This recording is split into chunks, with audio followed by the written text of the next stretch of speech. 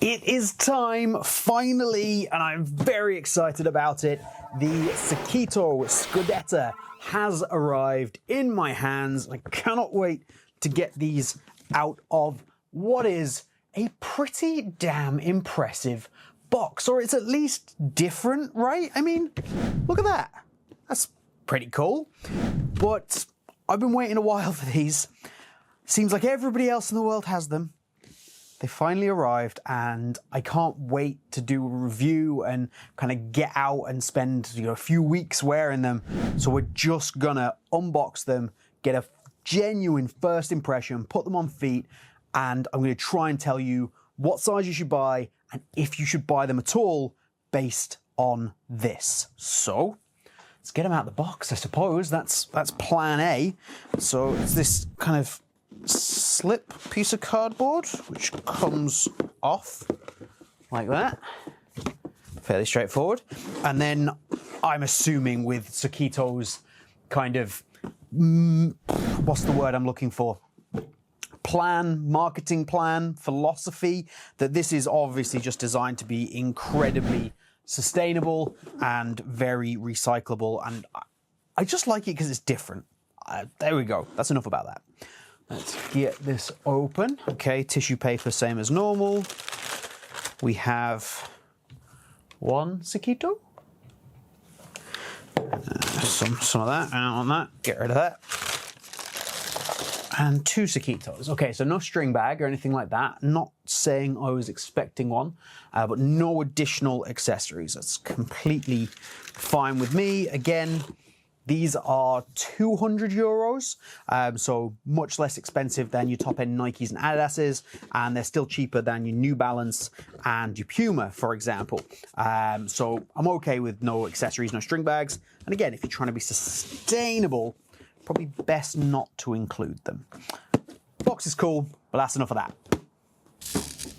Okay, let's get into the boots themselves, which I must admit, I like the colorway of. It's simple, it's effective. It's certainly not going to upset anybody, maybe not set the world on fire either, but I really, really like it. I think that the Sokito logo looks really great. It's an excellent logo to put onto the side of a boot. And the first thing that I have noticed is quite how unbelievably soft. Oh, why is that so soft? Jesus. Now, so odd one. I have a piece of cardboard to hold the shape of my shoe and some silica gel in the right boot and not in the left boot. Okay? Anyway, nobody cares. Right, obviously all the talk has been 2014 F50 adizero. Let's just get the 2014 F50 adizero and do a quick upper comparison. All right, so this is Hybrid Touch 1.0, this incredibly lauded upper. This one's been used, nicely broken in, and yes, this upper can confirm is absolutely fantastic. Out of this world. Adidas are bringing it back for very good reason. Here, I'm gonna say something crazy. It's better. In hand, of course. I haven't had these on feet, but it's more pliable, it's more malleable, it's softer. I think it seems like it's thinner as well, so you're gonna get that speed boot, kind of like that little bit closer touch to the ball, and it covers almost exactly the same area. You've also got texture that runs all the way around it, so it's not going to be too slick. And this is almost like more of a synthetic leather than the Hybrid Touch, which kind of is exactly what Hybrid Touch is. But I feel like this has more of those flexible, moldable leather properties straight out of the box. So both amazing. I'm by no means throwing shade at this, but that is impressive. And of course, one of the most impressive things about this boot as a whole is its manufacture. It's been made with a huge amount of recycled materials or sustainable materials. I'm going to run through a few of them because I just think that's really important, because it's such a key selling point of this boot. and it's the thing that attracted me the most to this boot, is why I really, really wanted it. So I brought the box back because I do actually have the answer as to what this is and why it looks like this. It's 50% sugarcane and 50% wood. That is the sustainable nature of the box. Then one of the most sustainable things about the boot is actually the outsole.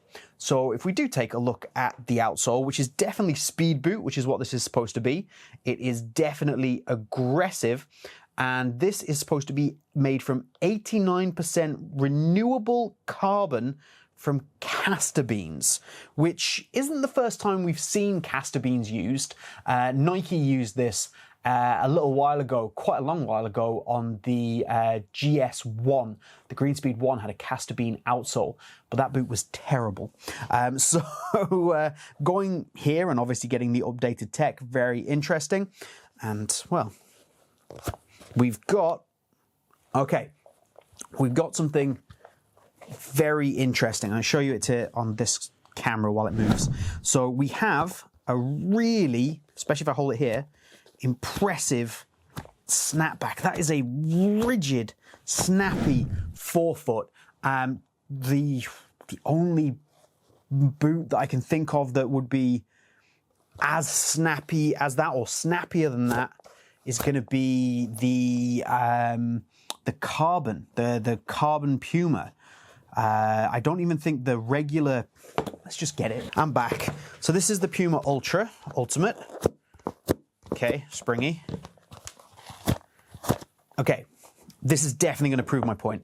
And then obviously you have the carbon, which is insane. I can't even, there's nothing that compares to that. So this, I don't know why I got rid of that. So this is got that stiff forefoot to give you the great spring back. But if you look at how the Puma responds, like that, when you take the Sokito, it goes and then it just folds at this midpoint right there. So it does have this really impressive spring back, but there's a weak point just in this area. So kind of just around here. So that's going to be really interesting to see how that impacts the feeling when you're trying to cut and pivot and really take off. So that's going to be interesting for the full review. And the stability through the midfoot and the heel is still pretty good. That's going to be nice and responsive. But that is interesting. Interesting if that's going to put any strain on your foot at all. And it seems like an odd oversight for the boot from what I can feel so far. That's an interesting one. But speaking of the responsiveness, I'm expecting this to be very responsive, considering that we have this other material. I don't know what this is, this synthetic material that is creating most of the sidewall of the boot, most of the midfoot. This is very well structured, and this is just going to mean that you can put a lot of pressure against it without losing the structure of the boot, and it's going to feel very responsive in the upper, while at the same time allowing you to have this incredibly soft material running all the way through the forefoot of the boot, through most of the key striking zones, maybe a little bit of a seam around the instep there, but honestly, I can't get over this upper. This upper is next level. This is unbelievable. Like, if we bring in the Mercurial, right, with the grip net, which I absolutely adore. I think this is a great upper. Soft, super soft, maybe the best upper that's ever gone onto a Mercurial. Obviously, it's got the grip elements, but in terms of softness, I'd be tempted to tell you to check this out just because of that. Anyway, we'll skip back to the outsole, have a look at the stud pattern. So the stud pattern is definitely aggressive, but interestingly positioned with the studs, all giving you that idea of maybe like a little bit more rotational movement rather than just pure straight line speed. So again, let's get the Merc out. You're going to get a little bit more of that direct traction with the Mercurial, whereas you might get a little bit more kind of agility style, like the ability to kind of pivot and move might come nicely from that. It's going to be an interesting one. I will immediately say that I wouldn't recommend this for AG, even without testing it. I think the studs are absolutely too long. The pattern is too aggressive. This is not a boot that I recommend you check out for an AG pitch. Hopefully they have an AG outsole in the works. I do not know if they do, can't confirm or deny, but this is aggressive, it's long, and yeah, I wouldn't be rocking this on an AG pitch. Although I guarantee you when I test this, because one of the best local pitches I have is AG, I'll end up testing it on an AG pitch. But you shouldn't do that. Sokito have also made a big deal out of the insole being made from 64% sugarcane. So this looks like a fairly standard insole, to be honest. It's the same as what you get on most boots. It's nothing special. And the laces being also made from 100% recycled plastic bottles. And again, it's exactly the same. And this is the kind of tech that I love to see. It's applying this recycled, sustainable, bio-based content. That's what the upper is. It's a BioTouch vamp. That's what they're calling it. Applying all of those things and still providing you with a product that is the same or like not recognizable or better than what we currently have at the moment. It just makes sense. You can also see on the back here, this boot contains corn waste, castor beans, wood fibers, sugarcane, bamboo, and recycled plastic bottles, all in different areas. Now, Sokito have made a big deal out of the fact that this isn't 100% sustainable. It's not totally carbon neutral. A lot of the different elements of the boot have been put together or blended with things like nylon or other materials that aren't necessarily bio-based or recycled. A good example being one of the insert in the boot here in the front that's designed to give it that snapback. And again, I don't have a problem with this, provided that Sokito continue to innovate and continue to move forward. And I love that they've been completely honest about it. They're not greenwashing. They're not saying, oh, this is the most sustainable boot because everything is sustainable, and not giving you the real information. The real information is it's not carbon neutral, it's not 100% recycled or sustainable, but it's absolutely moving in the right direction. So thumbs up from me. So we'll throw this on feet in just a second, but I want to weigh them because Sokito have made a big deal out of the weight of these boots, saying that it's supposed to be 183 grams, I believe. And that's obviously going to be in the smallest size. So let's put them on the scales. 189 grams, so I'm not far off here, and I've got a US 8.5. We'll get into sizing and fit when I put them on feet in just a minute. We're just going to compare that up to, for example, the F50. So this is a US 7.5. It's a size smaller, but it's technically not. It's 169 grams, and the Mercurial, that one comes in at 181 grams. So on the whole, it is very, very similar in weight to other top-end speed boots. There might be a couple of grams in it here or there. So if weight is a concern of yours, which probably shouldn't be, this is a very lightweight speed boot, just like you would expect from those top-end brands. But again, you're paying 200 euros, 175 pounds, I believe, as against 250 euros plus from Nike, Adidas, and Puma, I believe, at 230 euros now. However, if we are talking about pricing, we also have to mention that Sokito run their recycling scheme, which is something I absolutely love. So you can take your Sokitos or any pair of old football boots, pretty much no matter the condition, you can send them back to Sokito and they will give you a voucher for 20 euros off your next pair of boots. So where these are 200 euros, you can get them for 180 euros if you recycle an old pair of football boots.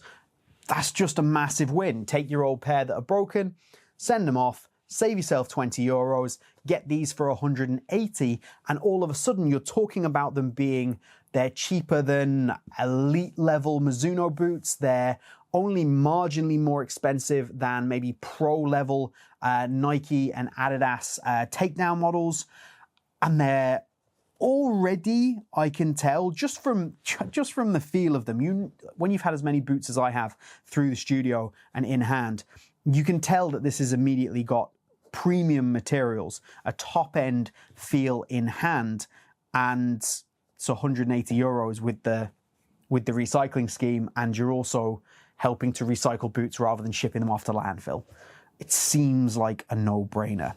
However, that could all go horribly, horribly wrong if these don't fit well. And I do have a small concern on the fit in that, so these were sent to me by Sokito. The review is not paid, it's not sponsored, anything like that. But they did send me the boots to review, so thank you to Sokito for that. And Sokito sent me through a half size bigger than I would normally wear. So I normally wear a US 8. They've sent me through a US 8.5, and they are very much pushing the idea that you should measure your feet and compare it to the Sokito sizing chart. These come in at 257 centimeters. That is the US 8.5, which should be about my size. So hopefully that's correct, but I always get a little bit worried when brands have to force me to go up or down sizes to accommodate, but we will see. And Sergio, the head designer of these boots, he joined us on the Football Boot Hour a couple of weeks ago, along with LJ Collects, to discuss how the design process of these went. And he did mention that he's very proud of the sizing and how it should fit a lot of people. I'm sure some of that comes from having this traditional tongue. So yeah, let's put them on feet and find out. Okay, so immediate impressions on feet. It's very good. Oh my word. That, like, okay, it's very rare that I put a pair of boots on for the first time and have this level of like reaction where I'm like, that is special. That feels really nice. Now, a lot of it comes from the BioTouch Vamp. So this synthetic leather soft area at the front. And the way that it just shapes and molds around my foot is really special. That's a really special feeling. And it makes the whole boot feel very, very comfortable. The lockdown is excellent. It's maybe not market leading, but it is very, very good. The comfort is actually next level. The comfort is so impressive in this. It will be interesting to see if there's any stud pressure on maybe a harder surface or anything like that, simply because these studs are very, very long. So I'll be interested to see what happens there. I can't really notice anything with that kind of weak point that I mentioned in the sole plate at this point, but it definitely needs testing. I need to, do some sprints, cut through some cones, that kind of thing. That's how I am going to discover if that makes a difference. There's absolutely no Lacebite, which is amazing. There's an additional hole, which I didn't see earlier, which means I can put a runner's loop into this if I want to, which I'm sure I absolutely will. And speaking of runner's loops, which obviously give you great lockdown, push your foot into the heel on this is glorious. It's so soft and I feel so well supported, and the lockdown is fantastic. The material that they've used, it's kind of a soft or synthetic suede type material. The amount of padding is perfect. It's really not too much. I don't feel like I'm being pushed off the heel of the boot, but it's also wrapping around my foot. I think the comfort in these is exceptional. The heel lockdown is amazing. Now, it's not as good as this, but we're definitely bordering on kind of Mizuno Alpha heel lockdown. Like, it's not that good. Like, it's not Mizuno Alpha, but it is in that area. And for a boot that has such a soft heel counter, because it has the external heel counter rather than internal, because it has such a soft area, the way that it is making me feel secure is really impressive. So I've got to give huge props for that. I love that it's a traditional tongue. That makes me feel really good. And what I really love is that the tongue is long enough and wide enough that it does not poke out of the boot at either side. I have this problem a lot where when I wear boots with traditional floating tongues, the top of the tongue pokes out above the upper, and it really annoys me. And they've just put enough material there so it stays tucked and it stays stuck where it's supposed to. And I think that's really going to help help me avoid any kind of tongue slippage. I think that's really, really nice. Now let's get into sizing. Are these going to be okay for a wide foot? My answer is, if you have a wide midfoot, I think you can probably get away with this with the adjustability in the tongue area, obviously being traditional. And I don't love this, but we'll see how it goes. I have a little bit of extra room kind of around the arch, but it's actually pushed forward a little bit. That's kind of the odd area. And I have a tiny bit of room kind of just on the lateral side as well. The sole plate itself around that midfoot area is reasonably skinny, so you're not going to get a huge amount of support if you have a really wide foot in there.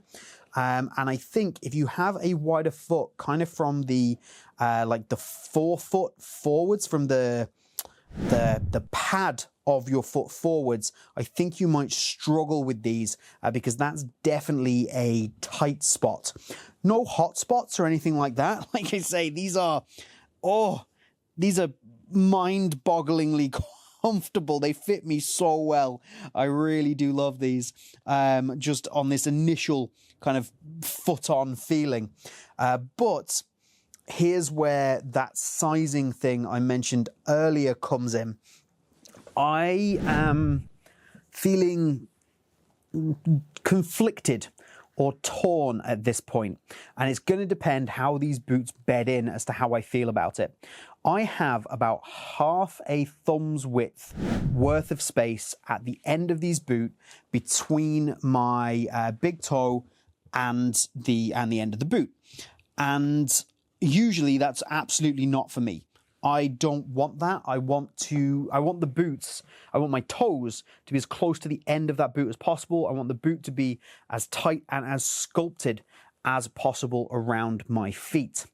However, the toe box on the boot is incredibly low, and I'm not sure if I would get away with going down half a size. And if I did go down that half a size, I would probably have to try and kind of break in this BioTouch vamp in order to make it work. So that's just an interesting point.